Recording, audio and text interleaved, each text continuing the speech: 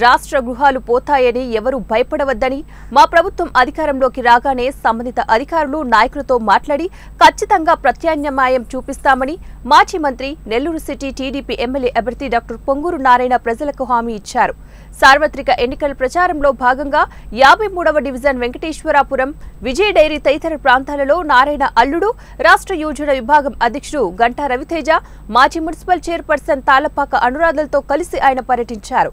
ముందుగా వారికి స్థానిక ప్రజలు ఘన స్వాగతం పలికారు. ఈ సందర్భంగా డివిజన్లోని ఇంటింటికి వెళ్లి టీడీపీ సూపర్ 6 కరపత్రాలను పంపిణీ చేశారు. 2014 నుంచి 19 వరకు టీడీపీ ప్రభుత్వంలో జరిగిన అభివృద్ధిని వివరించారు.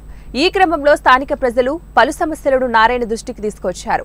అధికారంలోకి రాగానే మీ సమస్యలన్నింటినీ కూడా ఖచ్చితంగా పరిష్కరిస్తామని హామీ ఇచ్చారు.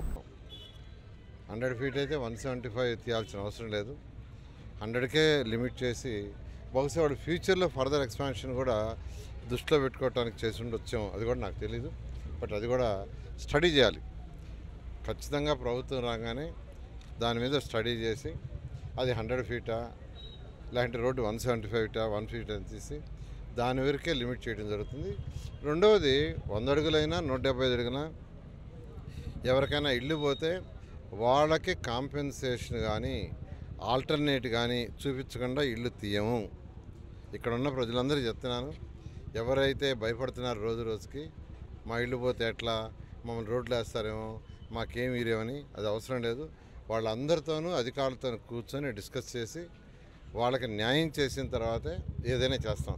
కాబట్టి ఎవరు 53వ డివిజన్లో రోడ్డు ఎక్స్పాన్షన్లో ఎవరి ఇల్లు అయితే పోతే వాళ్ళు ఎవరు భయపడాల్సిన అవసరం లేదు. ఖచ్చితంగా వాళ్ళతో అధికారులను కూర్చొని పెట్టి లోకల్గా ఉన్న నాయకులను కూడా కూర్చొని పెట్టి వాళ్ళతో డిస్కస్ చేసి వాళ్ళందరినీ సాటిస్ఫై చేసి చేస్తారు. ఎందుకంటే ఇప్పుడు చైనా లాంటి కంట్రీసే ఏదైనా ఒక ఏరియా వాళ్ళు ఎక్స్పాన్షన్ చేయాలంటే ఒక ఇండస్ట్రీకి దాన్ని ఖాళీ చేయమంటారు. నేను స్టడీ చేశాను.